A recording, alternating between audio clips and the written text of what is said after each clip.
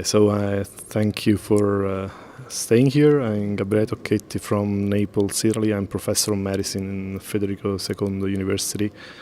Thanks for inviting me to give this talk. The topic of my talk will be the Cardio-Oncology position paper of the European Society of Cardiology. This was a paper that appeared last year. It was August 2016, and it summarized a little bit the statements and the major advances that were made in the cardio-oncology topic during the past years by a committee that published this sort of guidelines.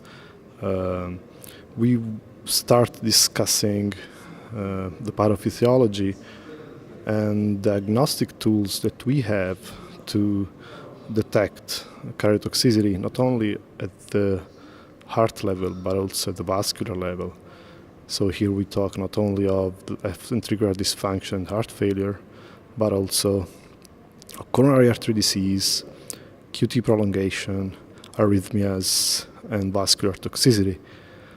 We have to distinguish all the kind of drugs which can have adverse effects, meaning anthracyclines, which is the classical chemotherapeutic drugs based on ROS and oxidative stress as a cardiac damage.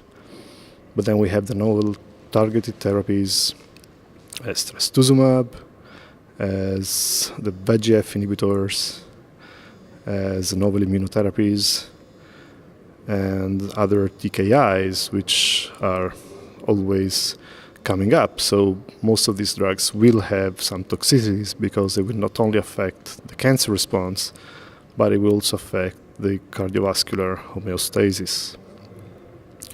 And then we examine what are the strategies to prevent and treat these cardiac toxicities.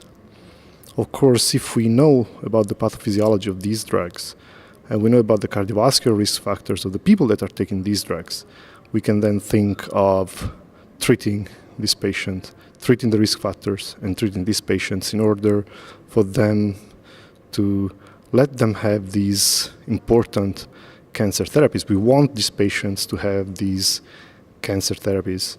We want them to survive from cancer, and we want them to be protected from the cardiac side effects.